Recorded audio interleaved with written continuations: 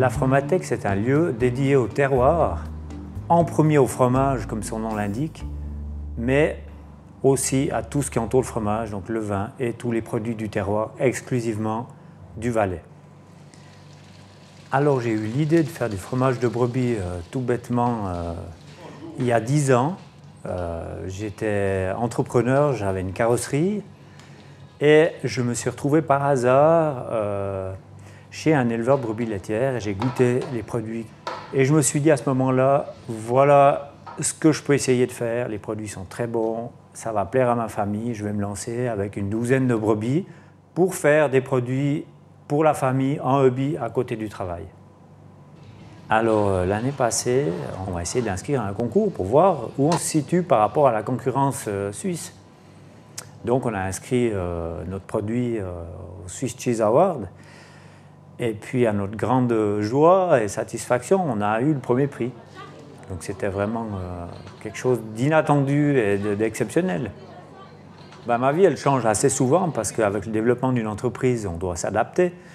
Je suis souvent dans la partie en avant, ça veut dire que j'essaie de voir les choses qui vont arriver, d'anticiper. Actuellement, je m'occupe beaucoup de ce qui est vente à l'extérieur parce qu'on fabrique de plus en plus, on a de plus en plus de demandes, donc il faut aller voir les clients, il faut organiser les livraisons. Bertrand s'occupe de l'administratif général, la gestion du magasin et du bar, et Émile s'occupe que de la production du lait, la partie agricole et la production du lait qui nous vend. Alors Émile Delars a créé et a importé d'abord un troupeau du Pays Basque, des Pyrénées, parce qu'il s'est dit qu'il fallait avoir une bête rustique adaptée à notre topographie. Et c'est ce qui fait aussi le succès de l'entreprise, parce qu'il faut savoir que pendant 4 mois de l'année, il a un troupeau de 800 bêtes qui va à l'alpage. Et l'alpage s'étend de 1400 mètres et 2500 mètres d'altitude. En fait. Et c'est grâce à cette bonne collaboration qu'on arrive aussi à faire des produits avec ce lait de montagne qui est vraiment exceptionnel. Le lait de montagne est très bon parce qu'il a des goûts particuliers suivant les fleurs et l'herbage, où c'est que pâturent les brebis dans la journée. Ce qui fait qu'on peut savoir aussi au goût du fromage, plus ou moins dans quelle région les brebis ont pâturé, suivant la flore et l'herbage. C'est ça qui donne un goût particulier. On achemine le lait jusqu'à la Fromatek chaque jour en ce moment. Et il y a des périodes où c'est qu'on a moins de lait, où c'est qu'on peut amener 2 fois chaque 2 jours le lait. Sur l'exploitation, on a construit une bergerie il y a 3 ans avec une traite, un carrousel de traite. Une personne arrive à traire 500 brebis en 1 heure. Et ce qui change beaucoup de la traite de la montagne, parce qu'en montagne, on traite sur une remorque qu'on peut déplacer dans la montagne. On traite 12 brebis à la fois. Ce qui nous prend à 2-3 bergers, ça nous prend 5 heures de traite, 2 fois par jour, ce qui fait 120 brebis à l'heure. Et le lait de la montagne, on le descend aussi nous-mêmes jusqu'à la Fromatek. En principe, là-haut, on a une grosse production au début et on descend tous les jours le lait après la traite, ce qui nous prend quand même 2 heures à 2 heures et demie pour faire l'aller-retour de livraison. C'est assez contraignant, mais voilà, il faut le faire. La deuxième année de fabrication, on a eu un gros souci avec la qualité du fromage. On avait une valeur de plus de 100 000 francs de fromage qui était en fait pas commercialisable, disons, au niveau goût et esthétique, pas au niveau, disons, bactériologique. Donc là, c'est très dur parce que ça remet en question toute l'entreprise. Alors là, c'était pas trop grave en soi parce que le fromage n'était pas foutu. C'est juste qu'il avait une mauvaise évolution avec la maturation. Donc là, on a pu stopper le produit, donc on a pu congeler une partie, et puis on a fait des excellentes fondues avec ce produit. Donc tant que c'est pas bactériologique, on n'a pas trop de soucis. Alors au départ, j'ai fait des études dans l'architecture et à 28 ans, j'ai décidé d'aller vivre un peu dans les alpages pour voir en Valais comment je voulais me rapprocher un peu de notre terroir. C'est comme ça en moi naturellement. En parallèle, mon père vendait déjà des fromages à Martigny et l'idée, ça a toujours été dès le début que j'ai repris derrière lui. Alors aujourd'hui, cet espace d'accueil, c'est devenu ce bar à vin qui fonctionne très bien. Et on a réussi à créer des synergies entre les fromages dont on est issu et les vins, quoi. La commercialisation de nos produits, elle s'est faite au départ en vente directe avec notre magasin. Et ensuite, petit à petit, on a été chercher dans la région, après toujours un petit peu plus loin, des revendeurs pour distribuer. Alors, l'historique, l'emplacement de ce bâtiment, pour nous, c'est un peu une chance qu'on est dans un endroit stratégique. On est au cœur de carrefour sur l'axe du Grand Saint-Bernard. On est sur un axe qui est fréquenté depuis 2000 ans et jamais personne n'a eu l'idée avant nous d'exploiter cette surface. Voilà. On a ouvert donc en septembre 2013, on a construit le bâtiment avec mon collègue Yann. Ça a été des moments assez difficiles parce qu'on avait notre travail à côté, etc. Et pendant toute la construction, la grande question, c'était de savoir finalement s'il y avait le potentiel pour faire quelque chose d'aussi grand. C'est vrai que c'est la galère les premières années parce qu'on doit se former en même temps. Parce qu'il y a beaucoup de choses qu'on ne connaît pas. L'élevage, c'est pas non plus tellement facile. C'est pas dire, voilà, je prends les moutons et puis ça va tout seul. Et puis voilà. Il faut essuyer des... Voilà, il faut apprendre aussi au niveau vétérinaire à se débrouiller un petit peu parce que sinon ça coûte vite cher. Mon épouse est enseignante. Donc pendant 4 ans au départ, elle a travaillé à plein temps. Donc pendant 3-4 ans, j'investissais tout, je gagnais 10 francs, je réinvestissais 10. Mais c'était obligatoire parce qu'il fallait suivre la demande, il fallait se développer.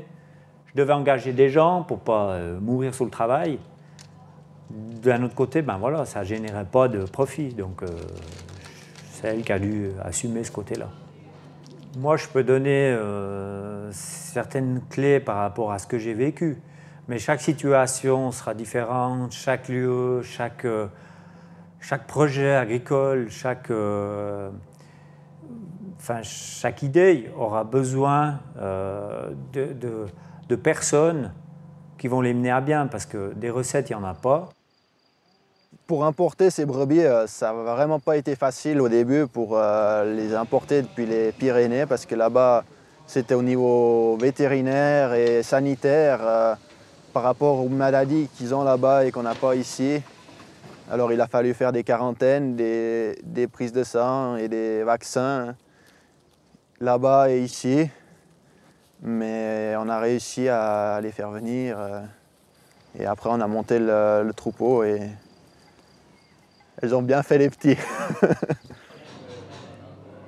On a créé un shop en ligne qui est très beau, très design, pour ça qui est très simple d'utilisation. Mais on n'a jamais été personnellement très convaincu du fait que pour vendre du terroir, on doit avoir du contact direct avec les gens. Donc, on réalise des ventes par Internet, mais c'est anecdotique. Je crois vraiment, pour mener un projet similaire à ce qu'on a fait pour arriver au but, il faut vraiment en être convaincu. Il ne faut pas baisser les bras à la première difficulté, il faut vraiment avoir un moral et un mental à toute épreuve, on va dire. À certaines échéances, il faut vraiment tenir, il faut convaincre les gens autour de soi, et si on n'y croit pas au fond de nous, on ne convainc personne. Il faut être à 200%. Malheureusement, des fois, ça ne se passe pas comme on veut, mais il ne faut pas rester là-dessus. Il faut partir de l'autre côté, regarder autre chose, et puis aller de l'avant avec autre chose. Pour moi, je n'ai jamais eu peur de rater quelque chose.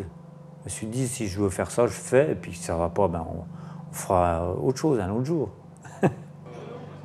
Il y a des moments où il ne faut pas avoir peur d'investir dans du temps, beaucoup, et dans du matériel aussi, pour se donner les moyens en fait, de vouloir... Il ne faut pas croire que les gens vont venir spontanément Vous achetez tous les produits qu'on a, il ne faut pas avoir peur de donner de l'énergie pour aller vers les gens et faire découvrir le produit.